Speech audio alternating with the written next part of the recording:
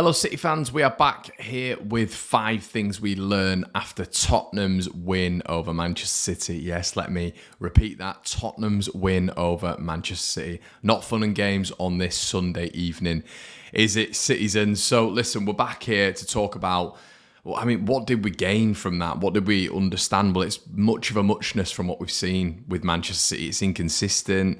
There's no real synergy at the minute. City played well, but there's just something missing. There's a connectivity missing. There's initiative missing. There's fast-flowing football missing. There's too many things that really aren't there for Manchester City at the minute, and it's difficult to really put your finger on exactly what it is. And I've just noted down 5 things really that I learned after that and I'm looking at when it comes to City. I think in the first half in particular, we looked at it and this is the speed of play that we saw last season and we saw the season before last in terms of City just zipping that ball, 1 touch bang, 2 touch bang, getting the ball out of your feet, really quickly moving, sharp movements, incisive movements. It's gone a little bit, and I'm noticing that throughout this game, we're allowing Tottenham to get back into the shape. City are allowing Tottenham to really formulate their back line and regain a little bit of composure. We're letting them off the hook. Manchester City are letting them off the hook, and that's never been a thing really. And it's that ruthlessness which appears to have just gone a little bit. Now, context needs to be applied here. Let's not dramatise everything.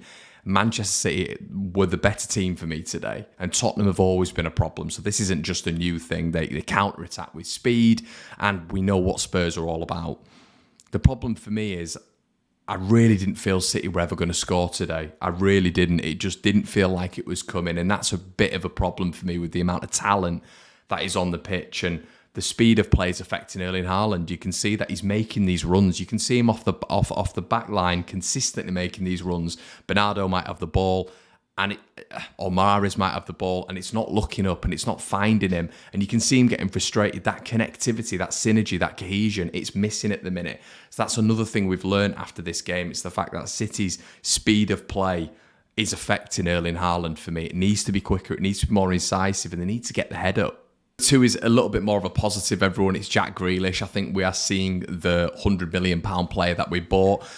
He's defending. He's now coming on. I mean, he's second to none at the minute. And a lot of people just laugh at that because he's a forward player. But defending is a massive part of being a Manchester City player. And I think Jack at the minute, along with Rico, along with, I'd probably say those 2 at the minute, Akanji and Ake, probably Ake over Akanji, are the standouts for Manchester City. There's no questions asked. There's no questions there, really. Jack is really proving to be, at the minute, the man who's taking the initiative. And I love that about him because it's not only an offensive part of the game, it's defending, and you saw that in the first half in abundance, where he was able to close down Heung-min Son, he was closing down Emerson Royale, he was closing down Højbjerg, and he's proving more and more of an asset every single week. So fair play, Jack, for that. A little bit of a positive today, and Jack Grealish is a positive in general for Manchester City at the minute. So number 3, everyone, it was the midfield. The midfield was lost today for me. I thought Rodri, it was one of his worst games in a City shirt. Normally you see him dictating it and dictating the playing. Is he just tired at the minute? Does he need a bit of recovery? He seems to be playing all the time for Manchester City. Rico Lewis sometimes gives him a little bit of respite when it comes to just marauding into that midfield and giving Rodri a little bit of time off the ball.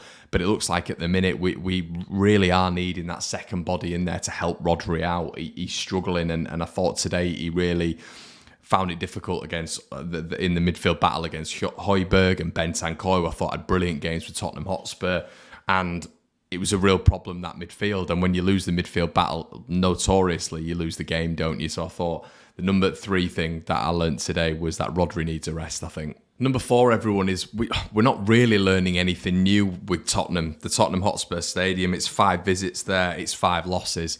So it's annoying. We all know it's annoying.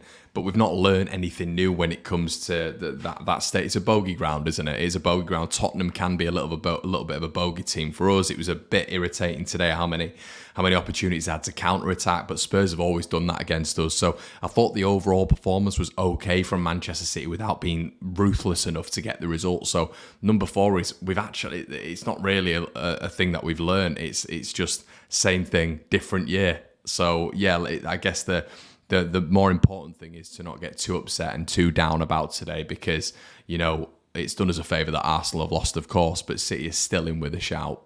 Number 5, everyone, it's what we all always know with Man City at the minute. It's individual errors. Individual errors are costing us, and it was another one today. Obviously, Rodri playing the ball to Rico Lewis. Rico was never going to be able to get that ball and start, playing it around in that position.